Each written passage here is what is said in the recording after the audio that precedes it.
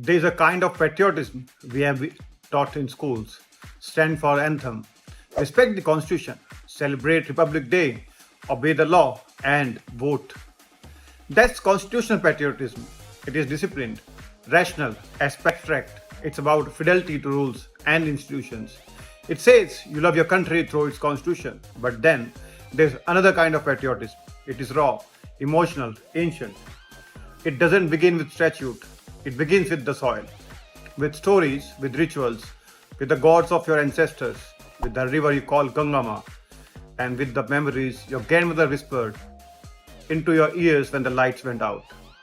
This is cultural patriotism, and that too is real, powerful, primal, spiritual. But what happens when these two ideas, constitutional patriotism and cultural patriotism, stand face to face in the same courtroom, the same law, the same battlefield of the national identity?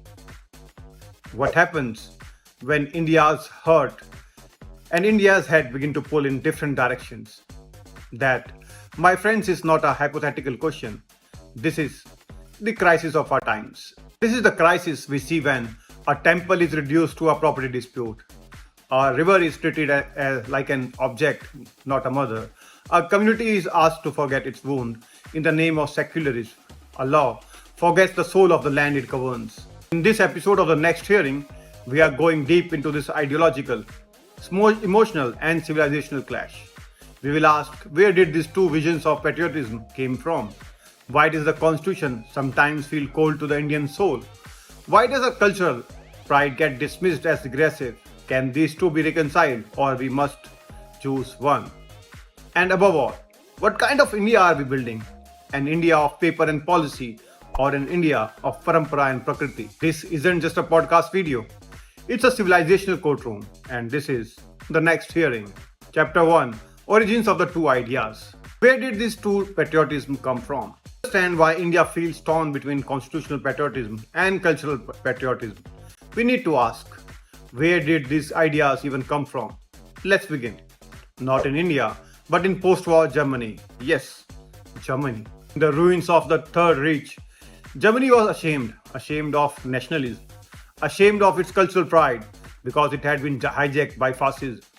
So German intellectuals, especially a man named Jürgen Habermas, proposed a new kind of patriotism. Not pride in one's culture, but pride in one's constitution. Not flags and hymns, but laws and rights. Not blood and soil, but universal values. This was called Verfassungspacht, Rightismus, or constitutional patriotism. It was created to protect Germany from itself, to make sure cultural would never overpower law again. It was designed to be cold, rational, post-ethnic. It said, don't love your people, love your procedures.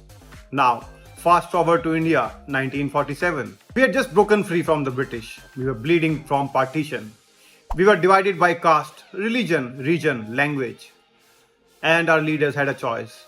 Do we build India through cultural memory, or do we build India through constitutional design? They chose the latter, and understandably so. India needed order, stability, unity. So we adopted a magnificent constitution, secular, democratic, federal, rooted not in Vedas or Puranas, but in Western jurisprudence. The Government of India Act 1935, the American Bills of Rights, the French Declaration of the Rights of Man. It was a legal masterpiece, but it came with a cost. The cost was detachment from our own civilizational soul. While Germany created constitutional patriotism to neutralize its cultural memory, India adopted it at the cost of ignoring its cultural memory. But what is cultural patriotism that we speak of, and how is it different? Let me show you. Cultural patriotism in Bharat is not an ideology, it is an inheritance. It doesn't ask, what is my fundamental right? It asks, what is my Dharma?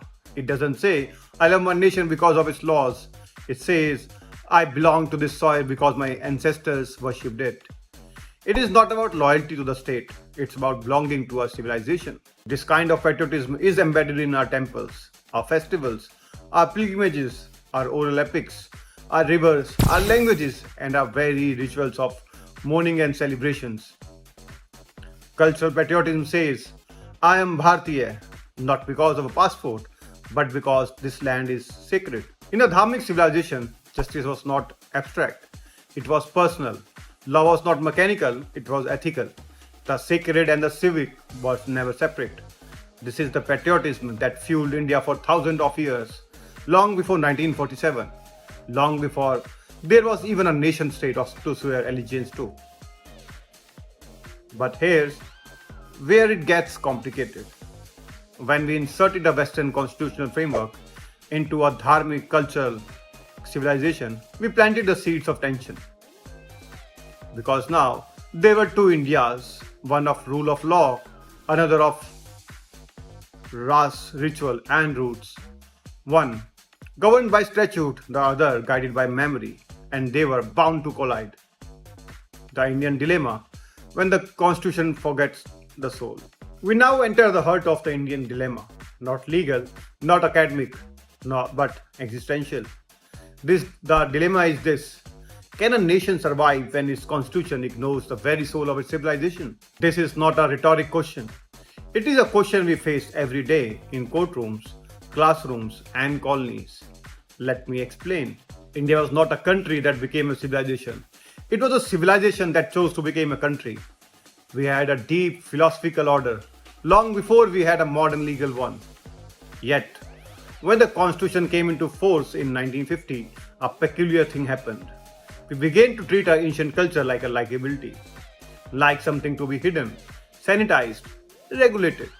Temples were taken over, festivals were mocked, rituals were dismissed as superstition, and Dharmic jurisprudence, yes, it exists, was never even discussed. Now, let me be clear, the Constitution was a noble document. It protected rights, ensured democracy, it gave voice to the weak, it was necessary for our time. But something went wrong in its application. The Indian state didn't just become neutral, it became hostile to the civilizational memory of Bharat. Let's take a few examples. One, the Places of Worship Act 1991. It froze the status of all religious sites as they existed in 1947.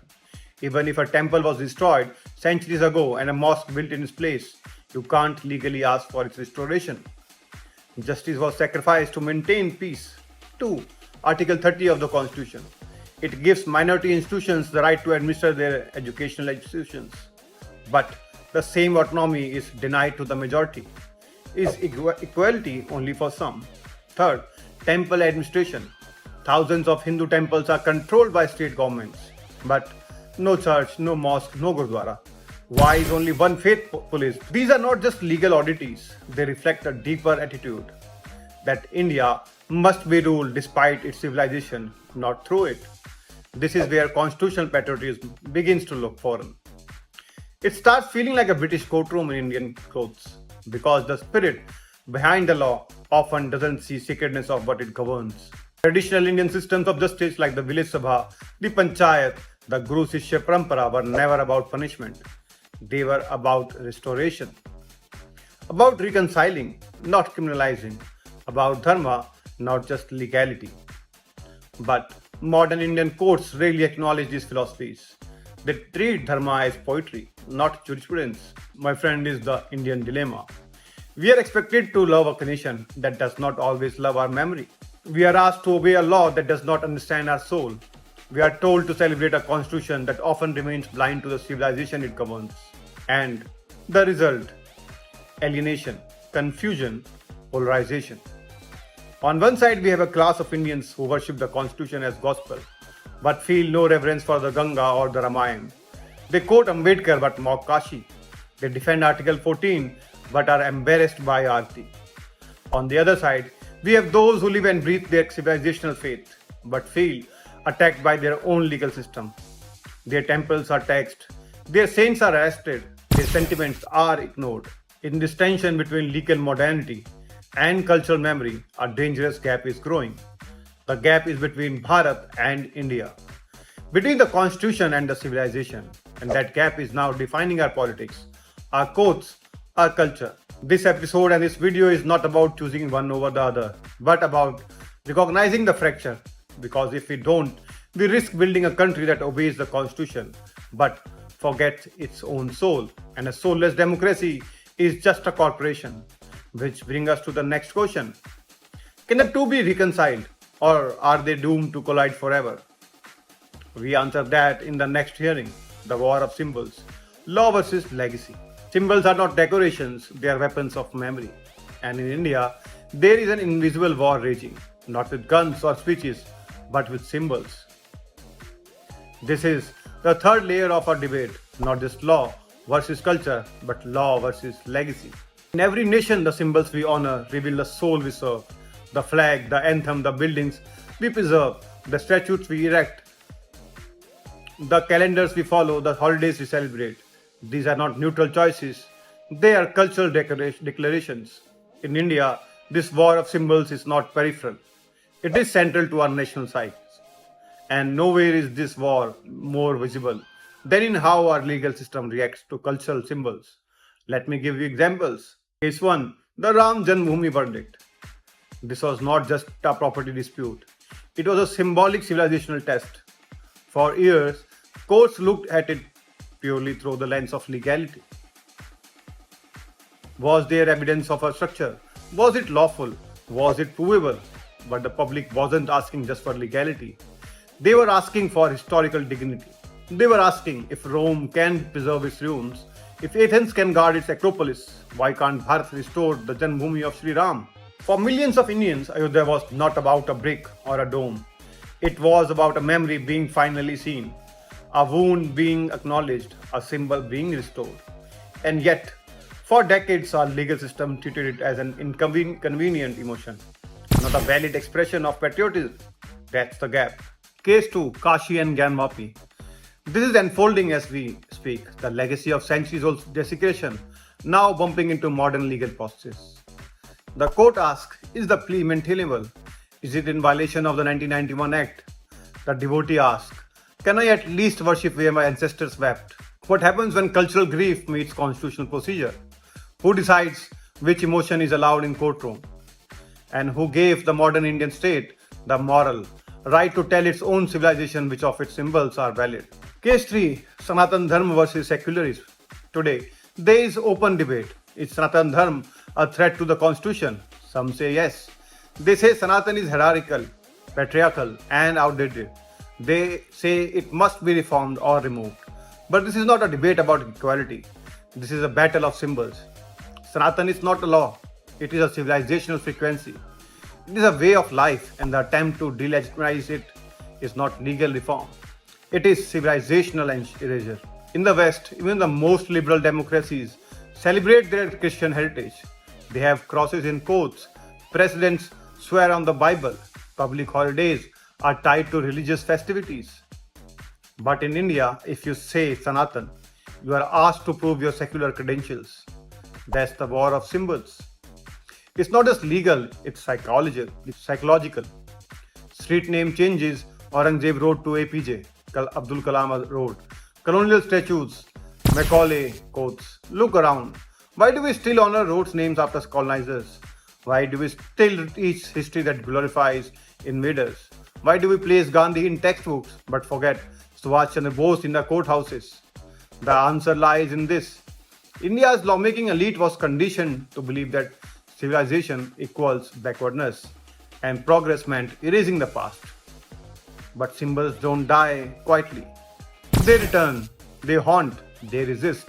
This is why when a temple is rebuilt, when a Sanskrit school opens, when a street is renamed, when a statue is reinstalled, it is not just nostalgia, it's reclamation. It's the civilizational soul of Bharat trying to breathe through the concrete of the constitution. A country without symbols is a spreadsheet. A civilization without symbols is a corpse. India must be more than the constitution. It must be consecrated by its own memory. The law must stop fearing its roots because a tree without roots cannot stand. And so the question is no longer, can constitutional and cultural patriotism coexist? The question now is, can we create a framework where they reinforce each other? That's where we go next. Reconciling Dharma and the Constitution. Can two pillars hold one nation? Until now, we have examined the fracture, the rift between India's legal identity and its civilizational soul, between Constitutional patriotism rooted in modern law, rights, and democracy. And cultural patriotism rooted in civilizational dharma, memory, and sacred traditions. But today, I offer something more than critique. Today, we enter the reconciliation chamber, not in court, but in consciousness. Ask yourself, can India have both?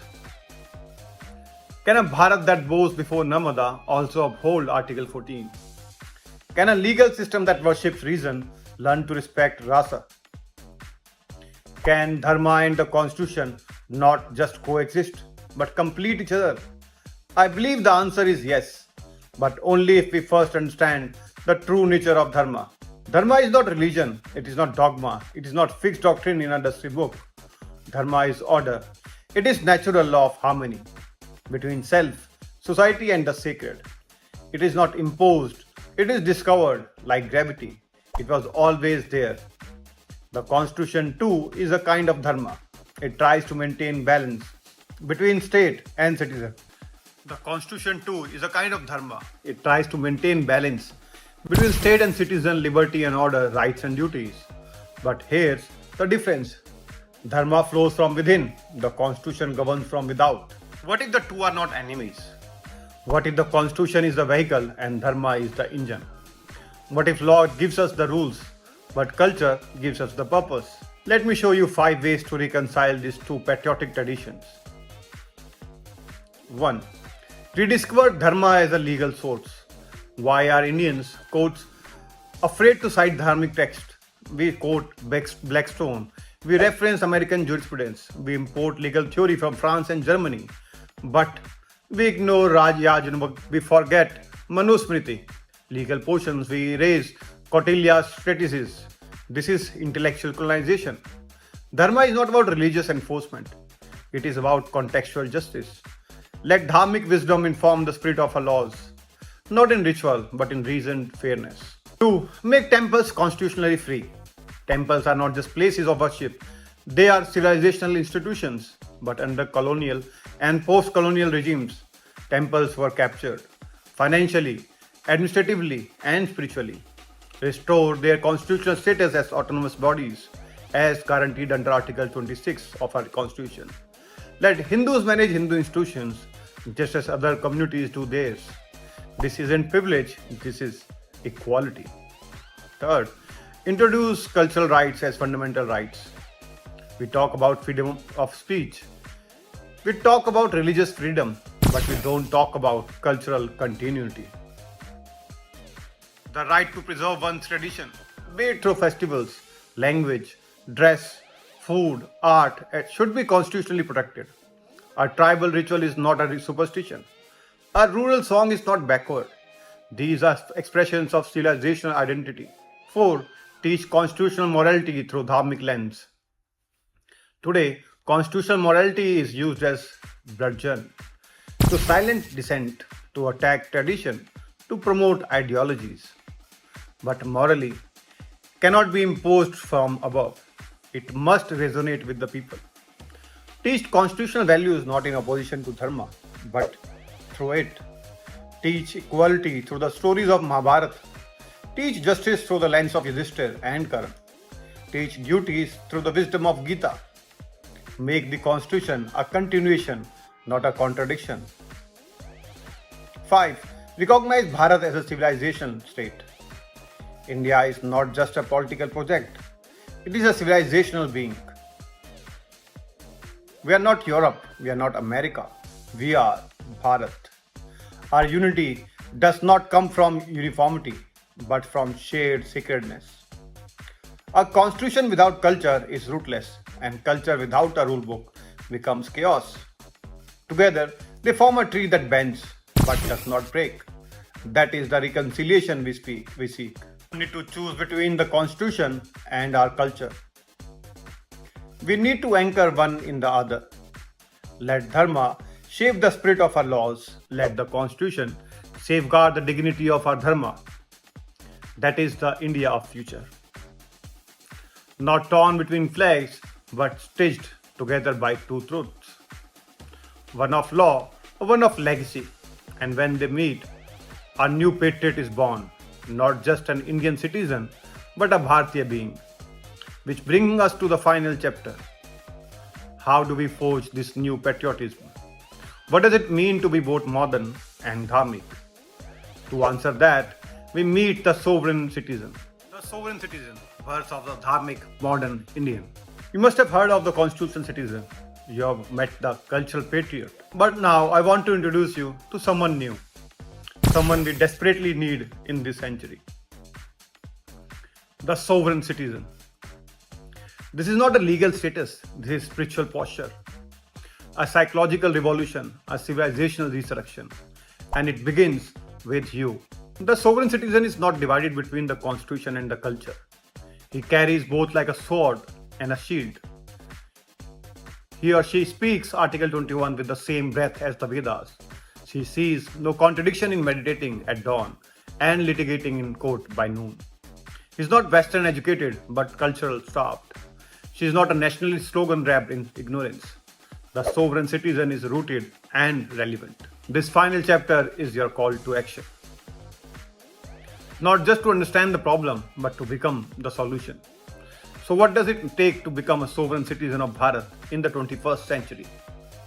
Let me give you a framework, not a lecture, a path. Pillar 1 is identity sovereignty. Who are you beneath the labels? Not just your name, caste, class, or degree.